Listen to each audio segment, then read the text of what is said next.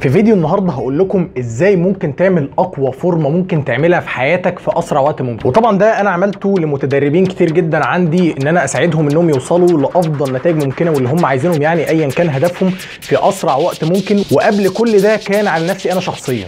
يلا نعمل فورمه الساحل. وزي ما هو في عنوان الفيديو انا هحاول اقول لكم التريكات اللي انت تعملها لو عايز توصل لهدفك بسرعه جدا، ايا كان بقى مثلا وراك مناسبه ما، مسافر، اي حاجه، فانت عايز توصل لشكل في اسرع وقت ممكن. وهلخص لكم الموضوع في 5 نقط. اول نقطه، لازم تنزل الميه زياده اللي في جسمك. بصراحه كلمه حق الكلام ده عن نفسي او اي حد بمرنه، ايا كان مثلا انت مش طالع مثلا مسرح تاني يوم او كل من الكلام ده كله، فانا بصراحه مش بهتم ان نسبه الميه تكون قليله في الجسم، او مش بهتم عامه ان انا انزل الميه زياده اللي في الجسم. ولكن طبعا لو انت مثلا عايز تسافر، او لو انت في مرحله التنشيف، او عايز تاخد صور يكون شكلك فيها حلو او كل من ده، فانت بتحتاج تنزل الميه زياده اللي في الجسم عشان بتخلي شكل جسمك انشف بكتير. طيب دلوقتي ازاي بقى تنزل الميه زياده اللي في الجسم؟ احنا عندنا دلوقتي هرم بيتكون من 3 حاجات. اول حاجه الميه العاديه، تاني حاجه الملح، تالت حاجه الكربوهيدرات او النشويات عامه. فعشان بقى تنزل الميه الزياده اللي عندك لازم تعمل حاجه من 2. اول حاجه ان انت تقلل حاجه من حاجتين، مثال مثلا زي الملح والكربوهيدرات، او ان انت تقطع حاجه منهم. طب انا ارجح ايه او انصح تعمل ايه؟ لا، تقلل الاثنين مع بعض، اللي هو الملح والكربوهيدرات في اكلك،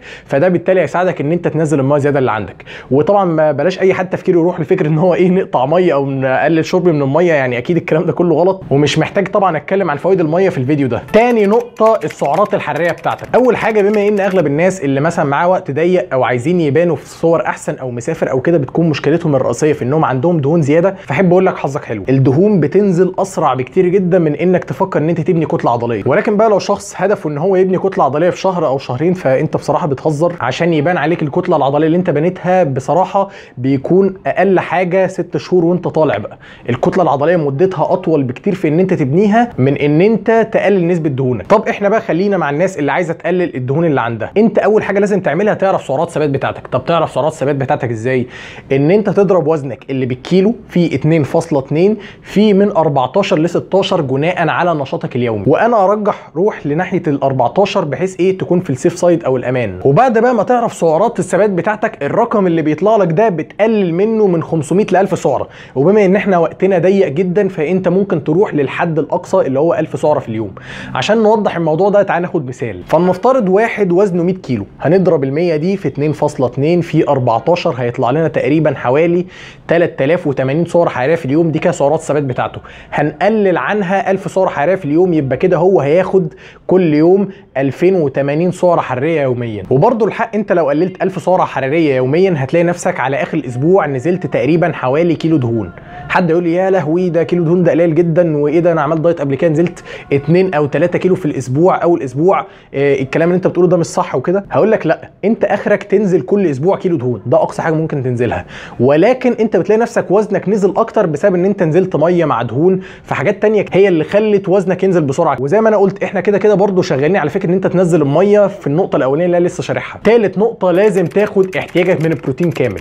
طبعا مش محتاج اقول عن فوائد البروتين في الحلقه بتاعتنا النهارده يعني واهميته لبناء العضلات، ولكن كملخص كده يعد الطوبه اللي بتبني الكتله العضليه بتاعتك. طب دلوقتي بقى انت احتياجك كام جرام بروتين على مدار اليوم؟ انت بتحتاج 2 جرام بروتين لكل كيلو من وزن جسمك. ولكن لكل كيلو من وزن جسمك اللين بودي ماس او وزن جسمك بدون دهون. عشان نوضح الموضوع ده، فلنفترض ادي واحد وزنه مثلا 100 كيلو ونسبه دهونه 20%، يبقى ده معناها ان اللين بودي ماس او وزن جسمه بدون دهون 80 كيلو. فبالتالي هنضرب ال 80 دي في 2 هيكون حوالي 160 جرام بروتين في اليوم. يبقى ده معناها ان احتياج الشخص ده يوميا 160 جرام بروتين يوميا. طب دلوقتي بقى تعرف نسبه الدهون بتاعتك ازاي؟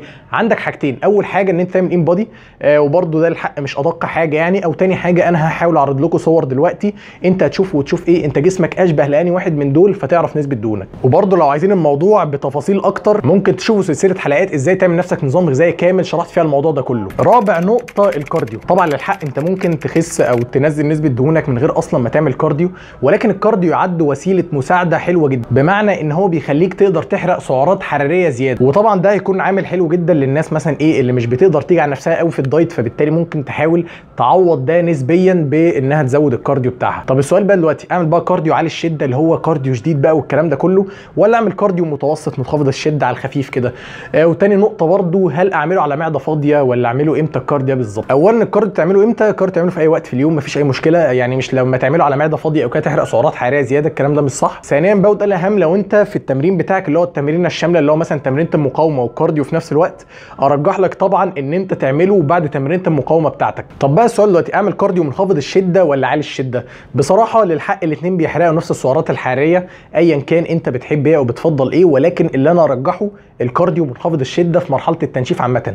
ليه؟ لانك جسمك كده كده اصلا بيكون في مرحله ضغط اللي هو مرحله التنشيف او تقليل السعرات دي، فانت مش ناقص تحط ستريس او ضغط اكتر بسبب الكارديو عالي الشده ده. ثانيا وده الاهم، كارديو عالي الشده من احد اكبر مشاكل ان هو بيخليك بتجوع بعد ما تعمله، فانت في مرحله انت مقلل سعراتك، اكلك كاكا قليل، فالموضوع مش ناقص، فخليك في كارديو منخفض الشده يكون افضل. والتركه بقى الناس اللي مش بتحب الكارديو تماما، ودي انا اصلا كنت بعملها شخصيا، فكره ان انت تحاول تزود نشاطك اليومي. بمعنى يعني مثلا في مشوار عايز تروح له، بدل ما تركب عربيه او تركب ايا كان بقى، حاول تتمشاها. كل الحاجات دي اللي هو بالبلدي كده ايه، تزود نشاطك اليومي، ده الى حد ما بيعوضك عن الكارديو. خامس نقطه ان انت لازم تتمرن حديد. طبعا الموضوع ده يعني ايه، اي حد عايز يبني كتله عضليه معروفه تمارين المقاومه او تمارين الحديد عامه دي من افضل الحاجات اللي بتخليك تبني كتله عضليه، مش محتاج يعني اتكلم فيها. ولو عايز تفاصيل اكتر بقى عن ازاي تعمل نظام تمرين كامل والعدات والمجاميع وكل الكلام ده، انا كنت عامل فيديوهين عن الموضوع ده، يا ريت تشوفوهم. ونقطه بقى انا بستغربها جدا، اغلب الناس اللي بيكون وزنها زايد او الناس التخينه بالبلدي كده ايه، لما تيجي تقول له لا انت لازم تتمرن حديد بجانب الكارديو والكلام ده كله، يقعد يقول لك لا انا مش عايز ابني عضلات وابقى زي الناس اللي في الصور دي واللي يطلع على مسرح اولمبيا وكل دول. احب اقول لك يعني ملخصا كده، انت مش توصل للمنظر ده، مفيش حد طبيعي هيوصل للشكل ده. ثانيا وده الاهم، انت كل كيلو عضلات بتكتسبه بتحرق له 12 سعره حراريه زياده، فانا مش محتاج اتكلم بقى بالنسبه لفوائد العضلات بالنسبه للحرق. ثانيا بقى وده الاهم، تمرينه الحديد اصلا او تمرينه المقاومه بتحرق فيها سعرات حراريه كتير جدا. يعني عايز اقول لك ان تمرينه المقاومه انت بتحرق فيها سعرات حراريه يمكن كمان يكون اكتر من تمرينه الكارديو بتاعتك بكتير، فعشان كده مش محتاج طبعا اتكلم لو انت تخين وعايز تخس، تمرينه الحديد لازم ما فيهاش اي نقاش. يعني اخر نقطه خالص، انا عارف ان دي نقطه زياده ولكن دي بقى ايه تركه من عندي، حاول تاخد تان، ده بيخلي شكل الجسم افضل وفي نفس الوقت بيخلي تفاصيل عضلات بتبان بشكل اكبر فيه. وطبعا حتى لو جيتوا شفتوا الناس اللي بيخشوا بطولات كمال الاجسام بياخدوا تان قبل ما يطلعوا على المسرح، وفي نفس الوقت برضو بتلاقي في بطولات الكمال الاجسام بيدهنوا لون اشبه باللون البرونزيه كده، وده بسبب ان هو بيبين اللون ده من اكتر الالوان اللي بتبين تفاصيل عضلات. وثانيا بقى لما انت بتعمل تان ده بيشيل السوائل الزياده اللي تحت الجلد، فبالتالي بيخلي الجسم يبان انشف. وبصراحه الفرق بتاع التان ده بيبان جدا في الناس اللي بشرتهم فاتحه، بيبان عليهم الفرق اكتر يعني. وبس كده، ده كان الفيديو بتاع النهارده. لو اي حد عنده اسئله يقدر يسال تحت في الكومنتات.